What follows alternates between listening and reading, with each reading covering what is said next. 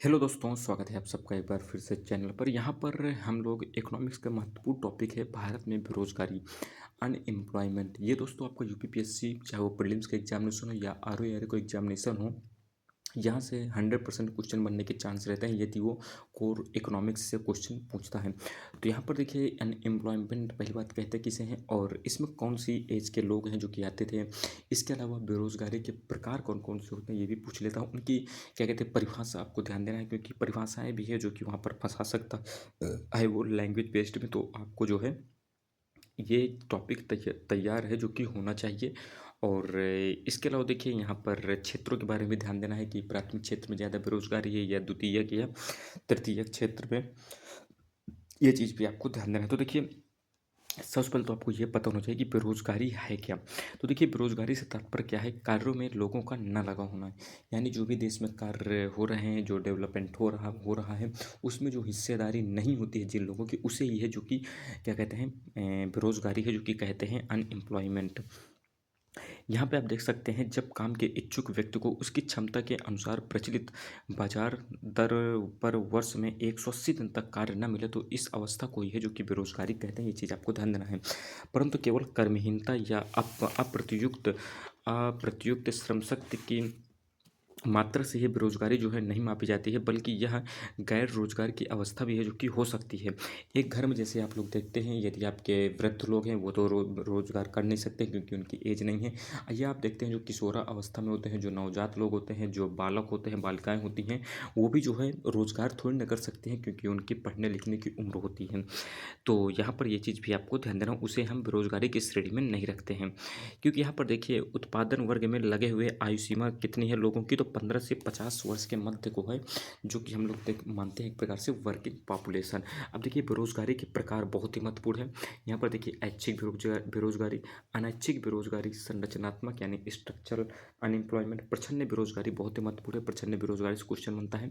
मौसमी बेरोजगारी, शिक्षित बेरोजगारी, शहरी बेरोजगारी, ग्रामीण बेरोजगारी, अल्प रोजगार और घर्षणात्मक बेरोजगारी बहुत ही महत्वपूर्ण, ये भी आपका क्वेश्चन बनता है। तो यहाँ पर देखिए सबसे पहले देखिए ऐच्छिक बेरोजगारी क्या है। तो देखिए यह एक ऐसी बेरोजगारी की स्थिति है जिसमें जो है व्यक्ति जो है रोजगार के बाजार में उपलब्ध रहते हुए उसे पाने की इच्छा नहीं रखता है। अर्थात बाजार कीमत पर उपलब्ध रोजगार के होते हुए भी जब कोई व्यक्ति रोजगार नहीं पाना चाहता तो ऐसी स्थिति को हम ऐच्छिक बेरोजगारी कहते हैं। यानी अपने मन से जो बेरोजगार, यानी आप लोग देखते हैं जो इसमें बहुत ही साधारण से एग्जांपल आप देखते हैं, जैसे जो कम्पिटिटिव एग्जाम्स की तैयारी करता है उसकी देखिए एज हो गई है कमाने की, लेकिन उसे लगता है कि अभी मैं पढ़ लिख कर और अच्छी नौकरी पा सकता हूँ।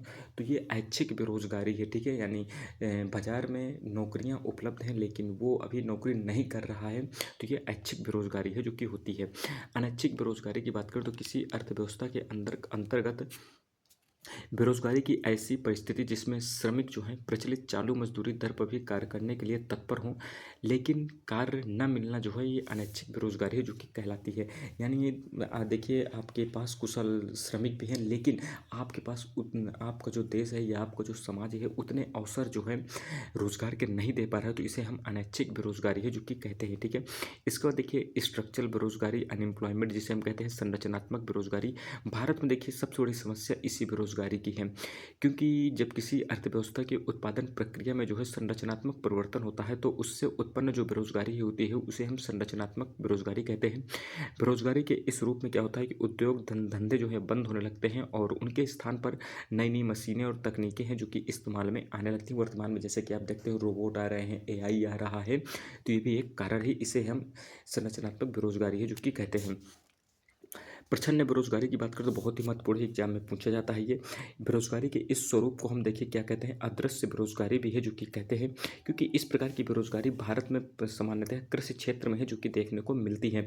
जैसे कि आप लोग देखते हैं कि कृषि क्षेत्र में 10 लोग काम कर रहे हैं तो जितना वो आउटपुट दे रहे हैं तो उतना ही आउटपुट अगर उसी खेत पर 5 लोग भी करें तो उतना ही आउटपुट है जो कि निकलता है। तो 5 लोग जो एक्स्ट्रा में लगे हुए हैं उनका क्या कहते हैं वर्क आउटपुट कुछ नहीं रहता, तो इसे ही हम जो कि है प्रच्छन्न बेरोजगारी है जो कि कहते हैं। यहाँ पे देख सकते हैं यही लिखा हुआ है कि श्रमिकों को यदि किसी क्षेत्र में लगे हुए श्रमिकों को निकाल देने के बाद भी उस क्षेत्र के उत्पादन पर कोई असर नहीं पड़ता है, तो इस प्रकार की बेरोजगारी को हम प्रच्छन्न बेरोजगारी है जो कि कहते हैं, ठीक है।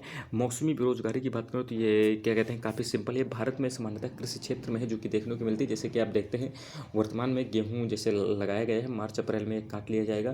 तो जो मार्च अप्रैल में काट लिया जाएगा तो इसके बाद जो लेबर वगैरह होती है इनको काम नहीं मिलेगा गाँव में खेतों पर। तो ये एक प्रकार की क्या है, तो मौसमी बेरोजगारी, क्योंकि मौसम बदलने पर उन्हें अपना रोजगार भी है जो कि बदलना पड़ेगा। ठीक है, तो ये मौसमी बेरोजगारी होती है। शिक्षित बेरोजगारी से मतलब यह है कि पढ़े लिखे लोगों को रोजगार से दूर रहना। इस तरह की बेरोजगारी देखिए, व्यक्तियों को शिक्षित करने के लिए संसाधन मुहैया कराए जाते हैं, लेकिन जब उत्पादन की बात आती है तो वे उत्पादनकारी जो कार्य हैं इन पर नहीं लग पाते हैं। तो इसे ही शिक्षित बेरोजगारी कहते हैं। शहरी बेरोजगारी क्या होती है कि ये शहरों में बेरोजगारी सामान्यतः देखने को मिलती है, जिसके इसका प्रमुख कारण क्या है, तो स्किल और एजुकेशन और टेक्नोलॉजी के बारे में ज्ञान का ना होना है।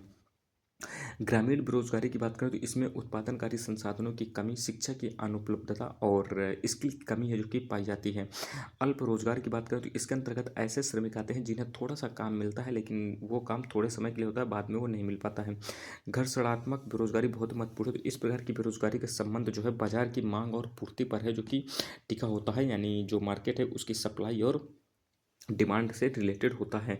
अर्थात यदि डिमांड बढ़ती है तो देखिए रोज़गार भी बढ़ेगा, डिमांड यदि घट जाएगी तो क्या कहते हैं, रोज़गार कम हो जाएगा। तो इसे ही हम घर्षणात्मक बेरोजगारी है जो कि कहते हैं। ये चीज़ भी आपको ध्यान देना है।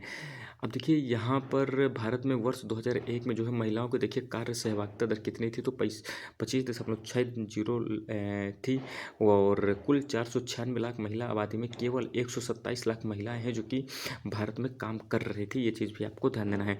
भारत में बेरोजगारी का आधार की बात करें तो 3 आधार हैं। एक है सामान्य स्थिति, दूसरी है चालू साप्ताहिक स्थिति और तीसरी है चालू दैनिक स्थिति।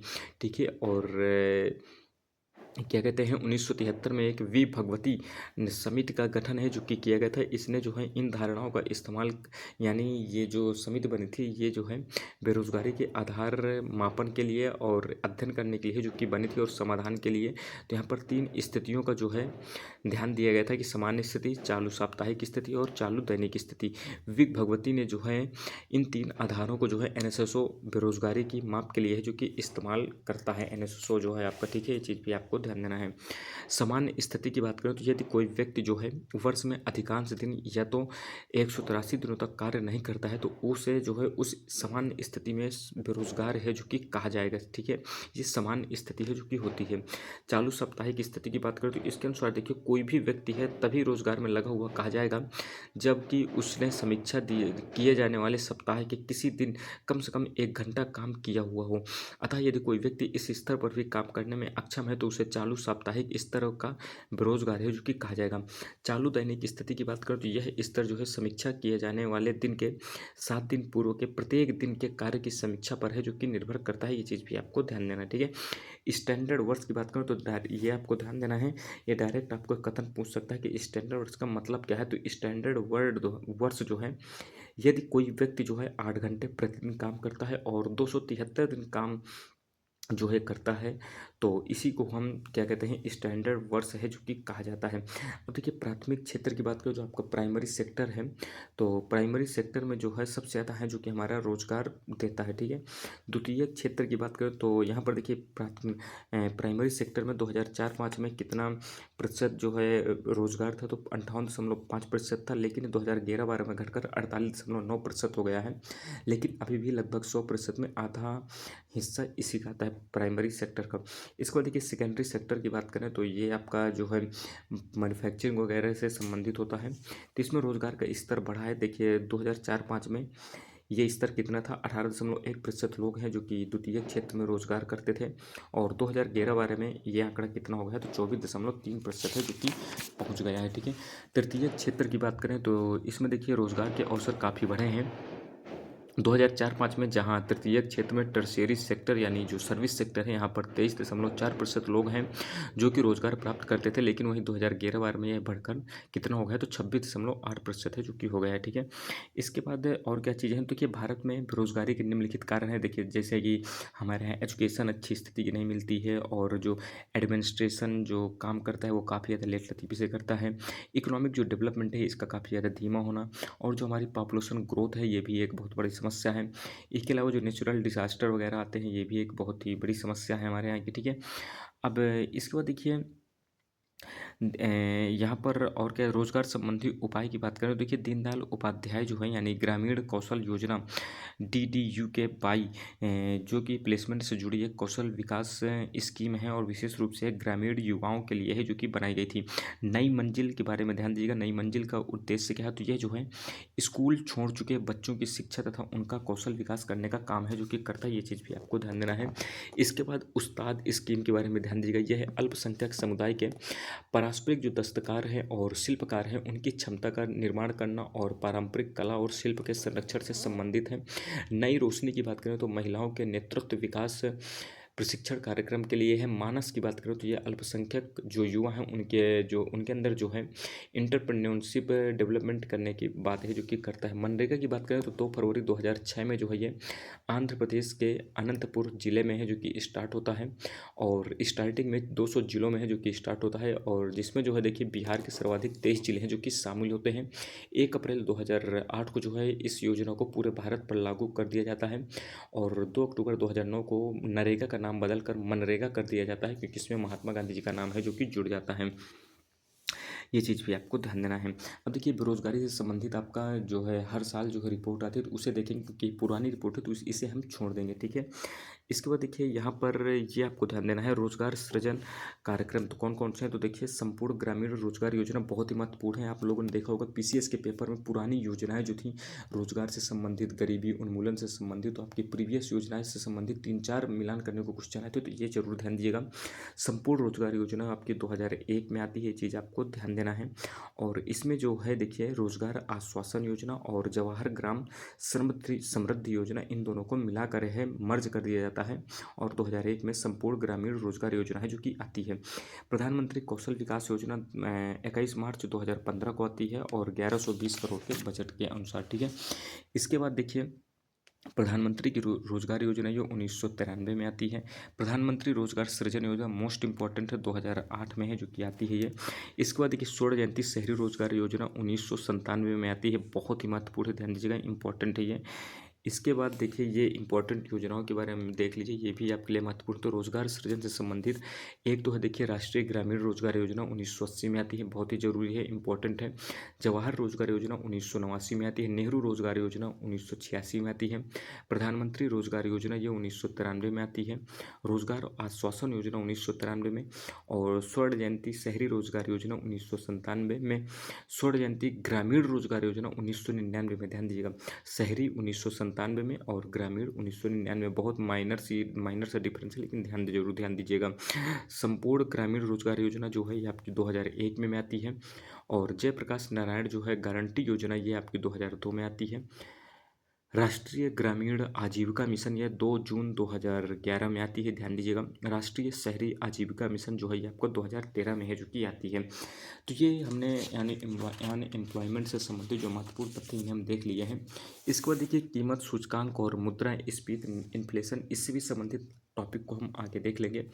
बाकी ऐसी ही वीडियोस देखने के लिए आप चैनल को सब्सक्राइब जरूर कर लें और टेलीग्राम चैनल से भी है जो कि जुड़ सकते हैं, जो कि आपको डिस्क्रिप्शन बॉक्स में मिल जाएगा। बाकी मिलते हैं अगली वीडियो में, तब तक धन्यवाद, जय हिंद।